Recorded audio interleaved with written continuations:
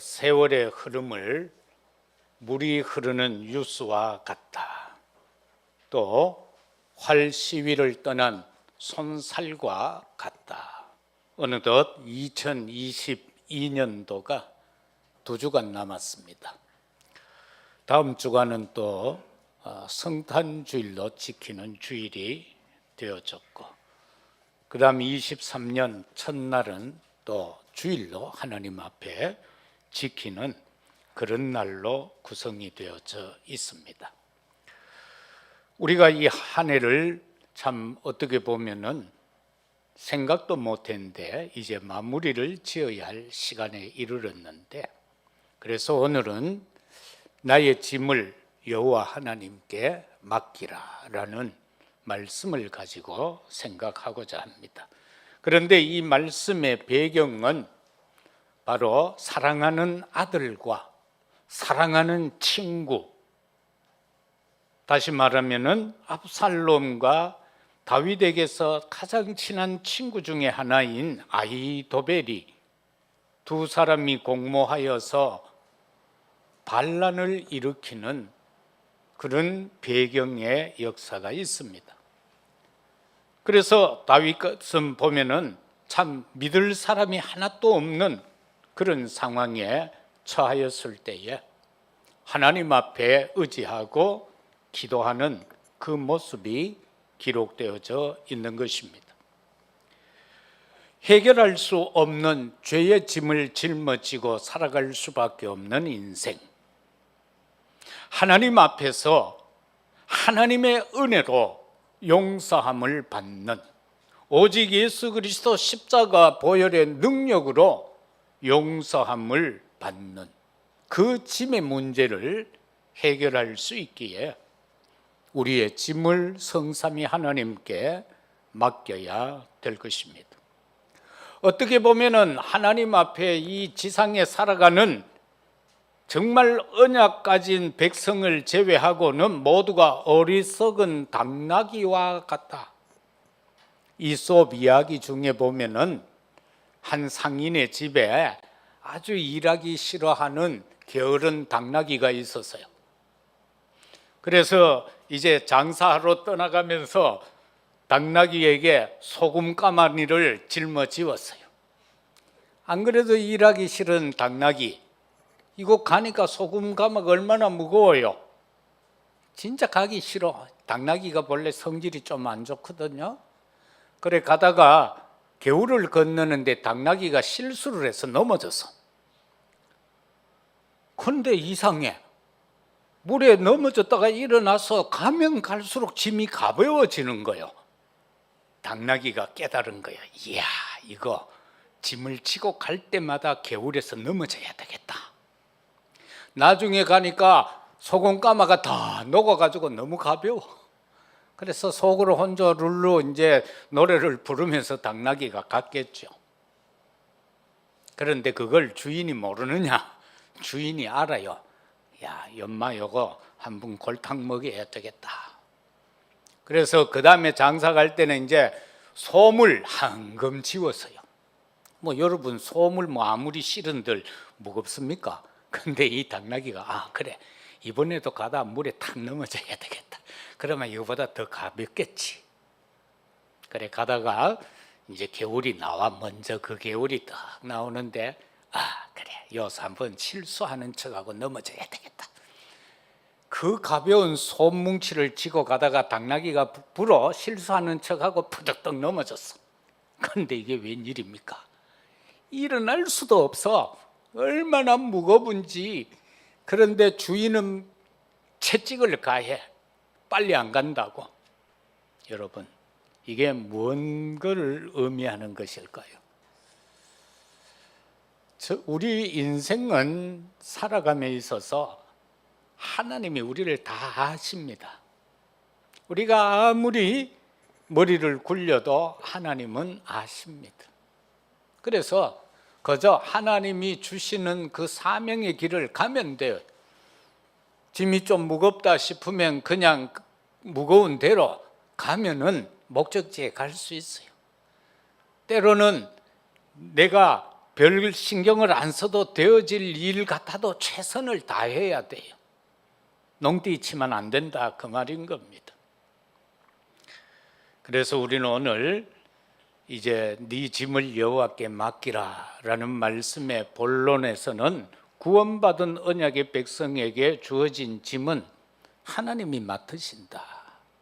내 인생의 짐은 하나님이 다 책임을 지신다라는 겁니다.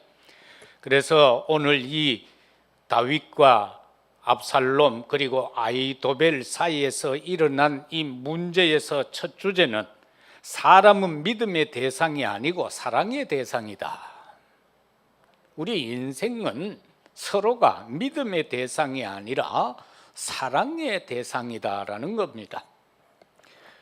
부활하신 예수님이 베드로를 찾아갔을 때 한 질문이잖아요.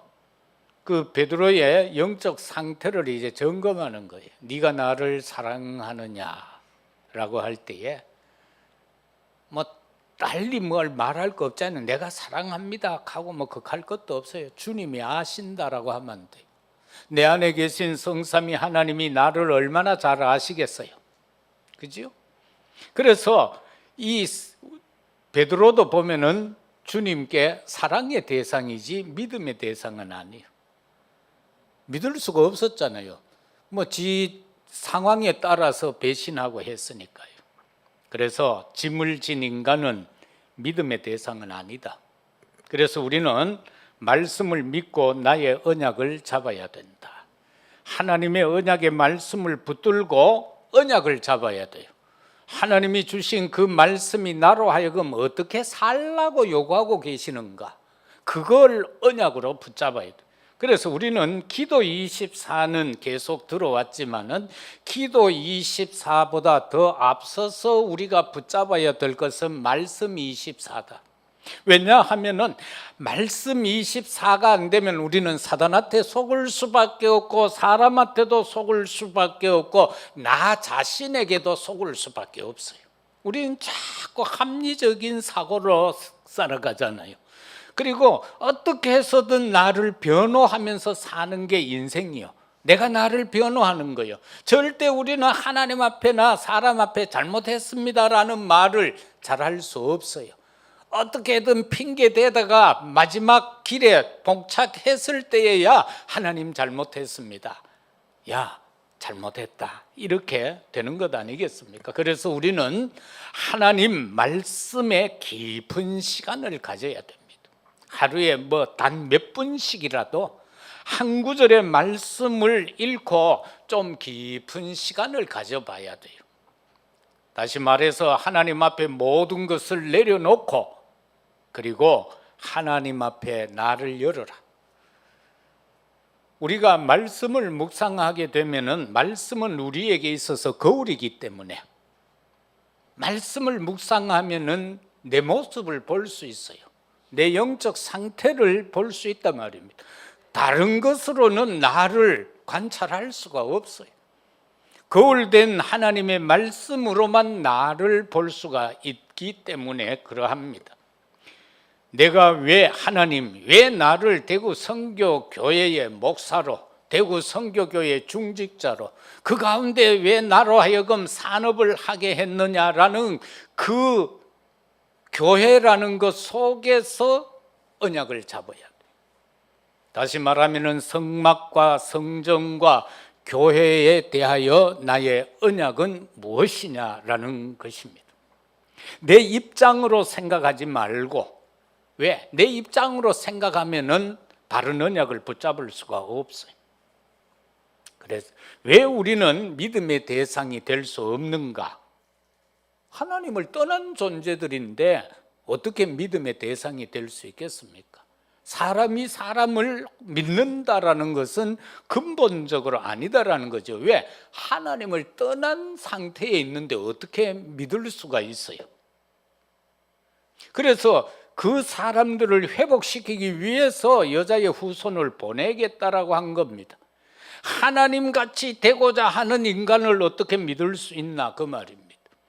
창세기 6장에서는 네피림 시대 속에서 보면은 죄악이 가득한 세상이라고 하나님이 이미 정의해 놓으셨어요.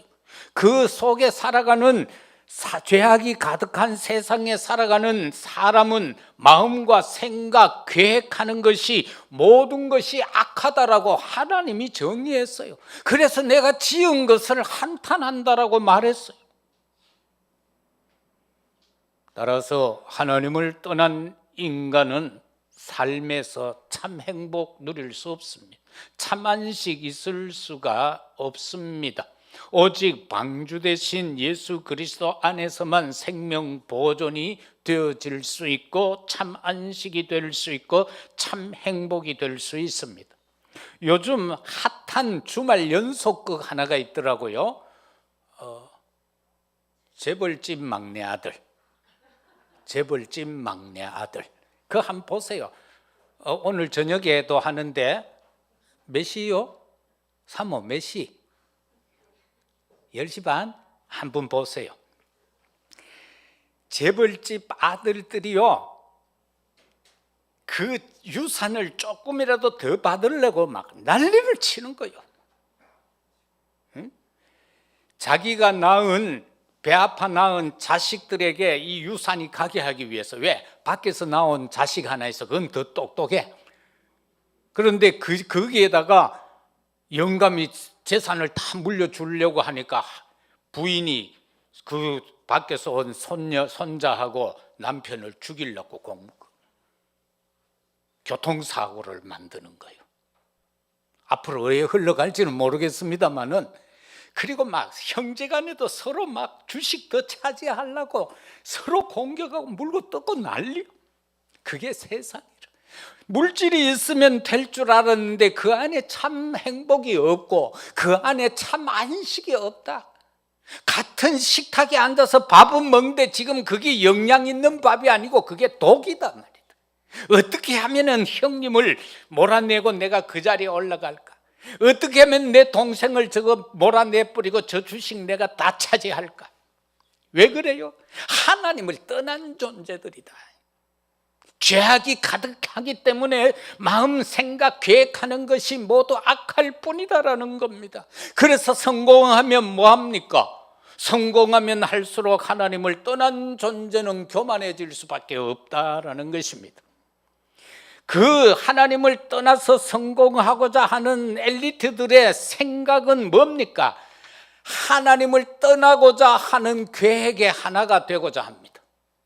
그런가 하면은 하나님을 대적하는 데 하나 되고자 모입니다. 그게 바벨탑 아닙니까?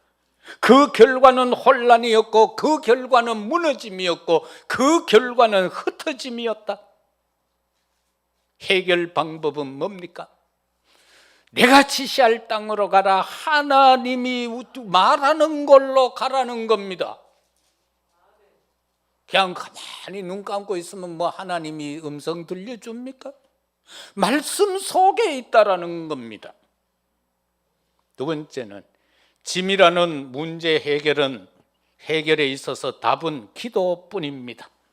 16절 말씀에 나는 하나님께 부르짖으리니 여호와께서 나를 구원하시리로다. 그런가 하면 마가복음 9장 29절에 보면은 기도 외에 이런 유는 나갈 수 없다. 자식이 자꾸 물불 가리지 않고 뛰어드는 자식을 둔 아버지가 제자들에게 아이를 데리고 와서 고쳐달라고 합니다. 제자들이 이 수단 저 수단 해도 안 됩니다. 그때쯤 예수님이 왔습니다. 그 아버지는 말합니다. 내 아이를 데려와서 이러이러한 상황인데 선생님, 제자들은 못 고치네요. 그럴 때에 제자들이 선생님 어떻게 해야 됩니까? 기도 이외에는 안 된다라는 겁니다. 우리가 승리할 수 있는 비결이 뭡니까? 문제만 생기면 하나님 앞에 엎드리는 영적인 사람이 있는가 하면은, 문제가 오면 기겁을 하고 하던 기도 줄도 놔버리는, 정신줄 놔버리는 사람이 대다수다. 그래서 정말 우리는 주의 이름을 진짜 불러야 된다. 믿음으로 그래야 거기에 구원의 역사가 일어나는 거예요. 구원을 받은 자만이 참된 올바른 기도를 할 수 있는 겁니다. 여기에서 기도 24가 나오는 겁니다. 기도를 가르쳐서 영적 호흡이다라고 하잖아요. 기도가 되어지면서 행복해지면 모든 것 치유되고 회복됩니다. 기도가 행복으로 느껴져야 되는 거예요. 아, 감사하다, 참 행복하구나 라는 것이 느껴지면 됩니다. 우리는 어떻게 보면 늘 된다 안 된다 이런 문제 상황들이 많이 우리에게 다가오잖아요. 몸도 안 원하는데 자꾸 아프고, 참 있었으면 좋은 돈도 보니까 지갑 속에 달랑달랑 긋고 있고, 뭐 그런 경우가 참 많지요. 요즘은 더더욱 경제가 이래 불안하니까 이제 뭐 새해부터는 더 구조조정 들어간다라고 하고 있으니까, 금리는 천정부지로 뛰고 있으니까, 이 상황 속에서 저와 여러분들이 극복하고 이길 수 있는 비결은 뭐냐? 기도밖에 없다라는 겁니다. 특별히 산업인들은 더 기도해야 되고, 말씀 붙잡고 기도하면서, 사업은 어떻게 보면은 부업이다라고 했잖아요. 우리가 계속해서 그게 내 뇌에 박혀야 돼요. 사업은 부업이다. 내 진짜 업은 뭐냐? 말씀 24, 기도 24 속에서 전도하는 거다.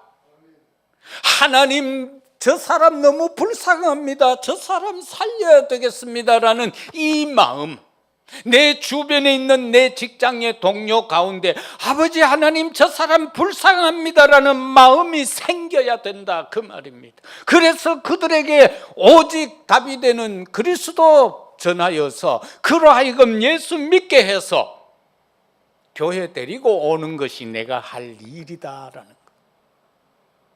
근데 우리는 이걸 망각하고 살잖아요. 그래서 이 마지막이 되어져가는 이때에, 이 한 해 마무리의 시점에서 우리는 다시 한번 점검을 하고 새로운 전환점을 만들어야 될 것입니다. 그래서 어떤 기도가 되어야 하는가? 우리가 잘 알고 있는 정시기도, 무시기도, 집중기도. 오늘 17절에도 보면은 정시기도에 대한 말씀이 나오잖아요. 저녁과 아침과 정오에 내가 근심하여 탄식하리니 여호와께서 내 소리를 듣고, 이렇게 말씀하고 있습니다. 저녁과 아침과 정오에 다윗이 그렇게 하나님 앞에 부르짖었다라는 겁니다. 이러한 상황 속에서 아들이 배신을 하고 가장 믿었던 친구가 그 아들과 짜고는 자기를 몰아내려고 하는, 왕권 찬탈을 하고자 하는 그 상황 속에서 하나님이여, 내가 세상 믿을 놈 한 놈도 없습니다. 저녁과 아침과 정오에 근심하여 아버지 앞에 부르짖을 것이니 내 기도를 들어달라는 이 다윗의 기도. 그러한가 하면은 포로로 잡혀가서 큰 위치에 올라 있었지만 항상 적들이 노리고 있는 다니엘이 고백하는 내용, 하나님 앞에 전과 같이 매일 예루살렘을 향하여 창문을 열어놓고 감사함으로 무릎을 꿇고 하나님 앞에 기도하는 그 모습, 전날과 같이 이 말은 매일 그렇게 기도했다라는 겁니다. 성령 충만받은 제자들에게 있어서 그들이 오순절 체험한 이후에 베드로는 요한과 함께 어떻게 합니까? 제9시 기도 시간에 성전을 향하여 기도하러 올라가는 그 모습 속에서 나면서 안전병이 되어졌던 자를 단 주님의 말씀으로 치유하는 것을 보게 됩니다. 그런가 하면 무시기도입니다. 에베소서 6장 18절에서처럼 성령 안에서 우리로 하여금 항상 기도하게 하는, 그리고 빌립보서 1장 4절에서 바울이 고백하고 있는 것처럼 너희 무리를 위하여 기쁨으로 항상 간구한다. 항상 간구한다. 그런가 하면은 빌립보서 4장 6절과 7절입니다. 16, 17이 아니고 6절과 7절인데 거기 보면은 아무것도 염려하지 말고 다만 모든 일에 기도와 간구로 너희 구할 것을 감사함으로 하나님께 아뢰라. 지각에 뛰어난 하나님의 평강이 그리스도 예수 안에서 너희 마음과 생각을 지키시리라. 이게 무시기도라. 그런가 하면 집중기도는 뭡니까? 예수님의 언약의 말씀을 붙들고 승천하신 이후에 몇 날이 되지 못하여 성령이 임할 것이니 모여 기도하라라는 그 약속을 붙잡고 마간에, 그러니까 마가 어머니 집에 다락방에 모여서 120여 명이 함께 기도하는 장면 아닙니까? 열흘 동안 기도했는데 요엘서 2장 28절에서 약속하였던 그 말씀이 성취되어져 일어난 것입니다. 그런가 하면 사도행전 12장 1절에서 25절에 예루살렘 성도들이 베드로의 그 죽음을 앞에 놓고 밤새워 기도할 때에 오히려 그 대적 헤롯이 충한말에 의하여 죽는 사건의 기도. 그런가 하면 고린도후서 12장 1절 이하에서는 보면은 이 고린도후서 12장입니다. 바울이 자신의 문제를 가지고 하나님 앞에 기도하는데 어느 단계로 들어갔는가? 3층까지 올라가서 하나님의 존전에 서게 된 겁니다. 그래서 자신의 문제를 놓고 기도할 때에 그게 네게 은혜다라는 답을 갖고 그는 깨어나게 됩니다. 그 이후로 정말 그는 자신에게 주어진 그 은혜, 그죠? 내게 주어진 이것이 내게 은혜구나. 그래, 이제부터는 내가 약한 것을 자랑하면서 살아가야 되겠구나. 부를 자랑한 것이 아니라 가난을 자랑하면서 정말로 내게 있어서 그 어떤 질병을 자랑하면서 살아가야 되겠구나. 나의 약한 모습을 자랑해야 되겠구나. 그렇게 그의 기도 방향이 바뀌어져 버리는 것입니다. 세 번째는 성삼위 하나님만이 인간을 변화시킬 수 있습니다. 아들이 아버지를 배신하고 가장 믿었던 친구가 배신하는 이 상황 속에 있는 그 인생이 어떻게 바뀌어질 수 있느냐라는 겁니다. 18절에서 21절까지 그 내용이 주어집니다. 나를 대적하는 자 많습니다. 나를 치는 전쟁에서 그가 내 생명을 구원하사 평안하게 하셨다라고 고백합니다.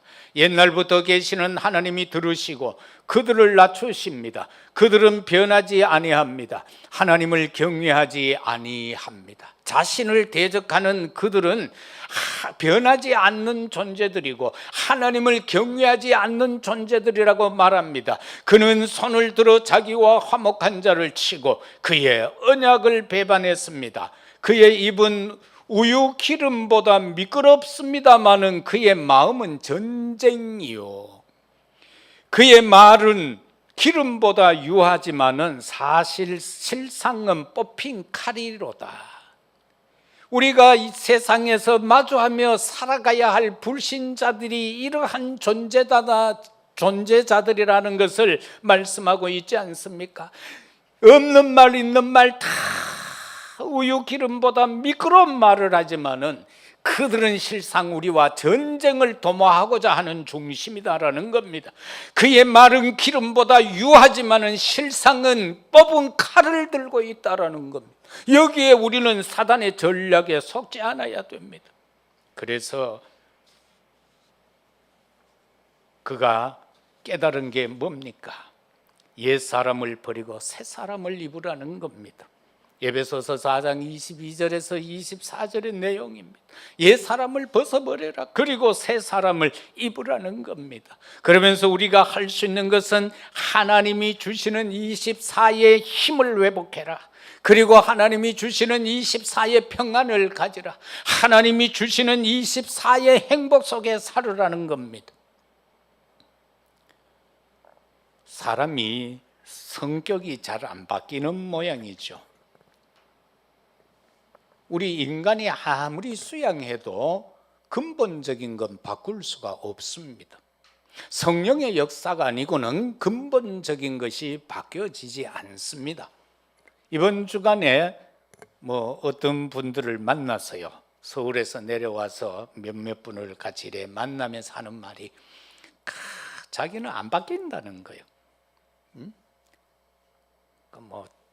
우리를 대표하는 자리에 있는 어떤 분인데 내가 안 바뀐다 하면서 총회할 때 막 욕을 하고 막 사회하다 그래 한 분인데 그래 되고서 그래가 되겠냐고. 그래서 이제 이런저런 이야기 하는데 너무 안 바뀐다. 그분도 77살이요. 그런데 안 바뀐다 하더라고. 그래서 제가 농담을 했어요. 안 바뀔 겁니다. 그게 3살 버릇이 8까지 간다고 안 했습니까?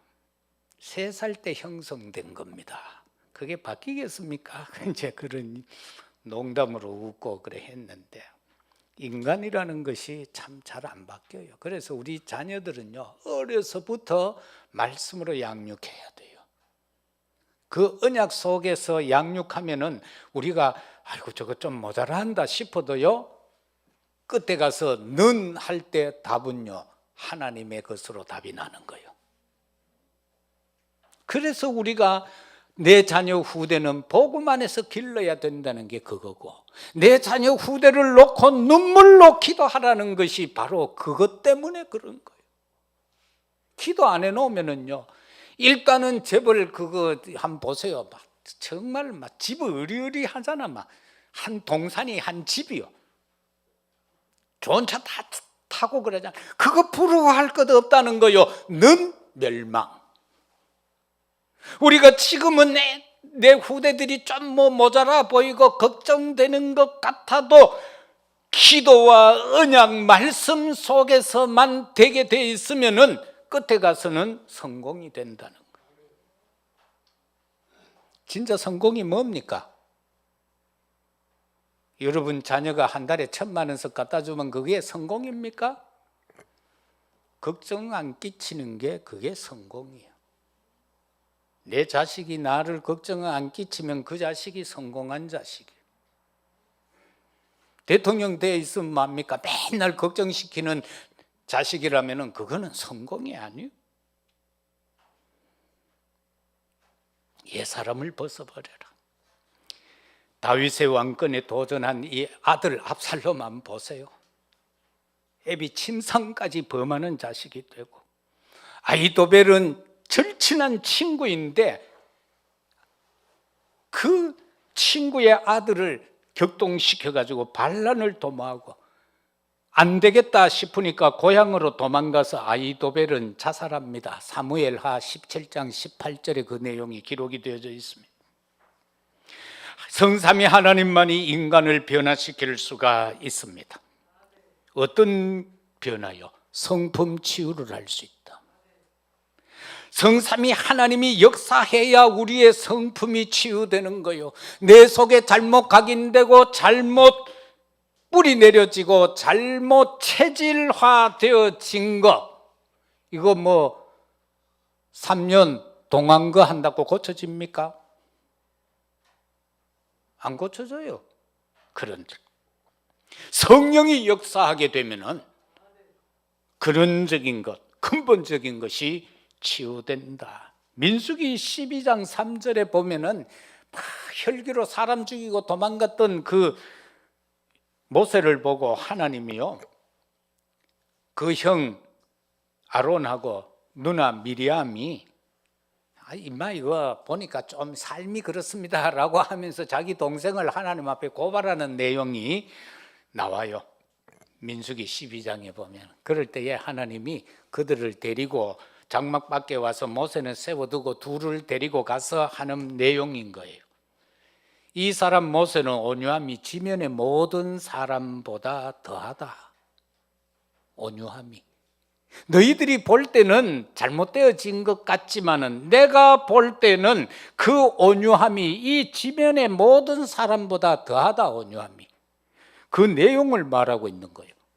그는 내 온 집에 충성된 자다. 그는 내 온 집에 충성된 자다. 나의 집에 충성된 자인데 너희들이 왜 그러느냐? 형이라고 그러느냐? 누나라고 그러느냐? 잘못됐다는 겁니다. 우리의 삶을 치유받을 수 있는 것은 성삼위 하나님만이 내 삶을 치유할 수 있습니다. 우리가요 작은 것은 우리가 내 신념으로 내 결단으로 조금은 할 수 있습니다. 술 안 먹어야지, 작심삼일. 담배 안 피워야지, 작심삼일. 그 세상 사람들이 쓰는 말이잖아요. 그게 삶이요. 그런데 그게 내게 성령이 충만하게 역사되면은 작심삼일이 아니라 지금부터 영원이다. 어떻게 해요? 갈라디아 5장 22절 24절 성령의 열매를 내가 맺어보면 되는 거예요. 사랑과 희락과 화평과 오래 참음과 자비와 양성과 충성과 온유와 절제다라고 했어요. 이거를 금지할 법이 없다라고 했어요. 그리스도 예수의 사람들은 육체와 함께 그 정욕과 탐심을 십자가에 못 박았다라고 말씀하고 있습니다. 그럼 끝나잖아요. 십자가에 예수님이 돌아가실 때에 거기 같이 우리는 죽었다. 2000년 전에 예수님 돌아가실 때 이 후세대에 태어날 나의 모든 것이 거기에 못 박혔다는 겁니다. 그걸 믿어야 되는 거예요. 그걸 믿어야 되는 거예요. 그러면서 내 정욕과 탐심도 십자가에 못 박았다. 그래보면 끝나는 거예요. 그걸 아직 십자가에 못을 못 박은 거예요. 내 정욕과 내 탐심을 그 십자가에 못을 박아버려야 되는데, 그래야 끝나는데 아직도 내가 갖고 있다는 것.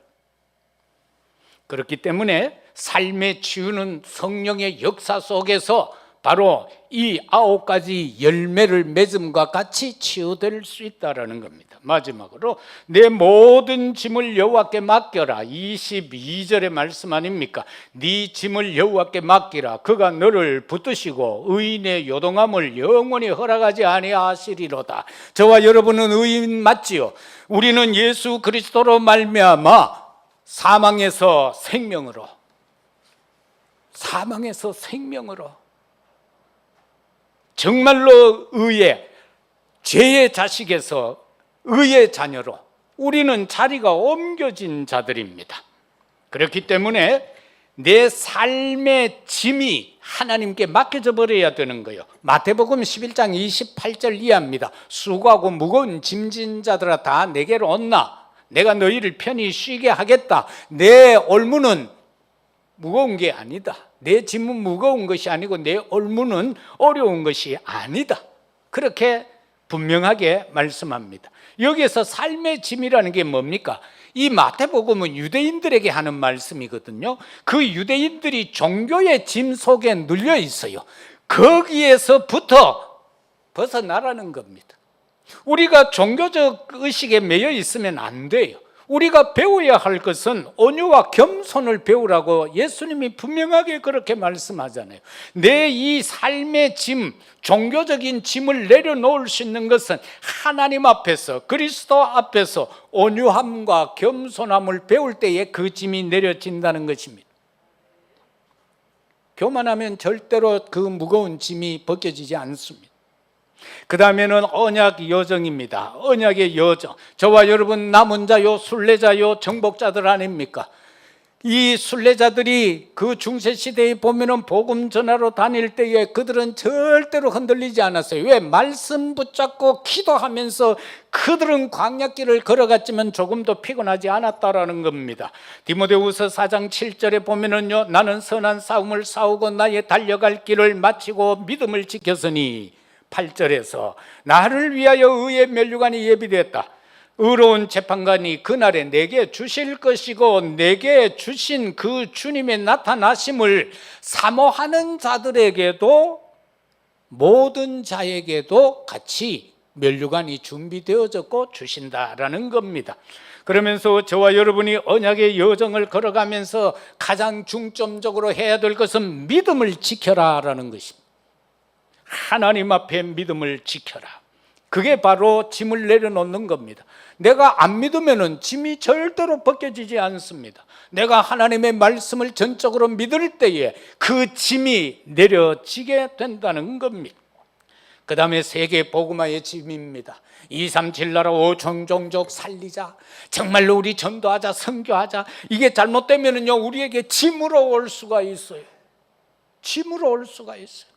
그래서 막 우리는 뭘 막 하려고 막 다락방 해야 된다, 그리고 지교에 세워야 된다, 팀 사역해야 된다, 막 이런 시스템에 막 눌려가지고 와, 우리는 할 수 있는 조건이 안 되는데, 야, 우리 지금 팀 캠프 나가야 되는데 전부 일 바쁘고 캠프 나올 사람 없는데 그게 짐되면 안 된다는 거예요.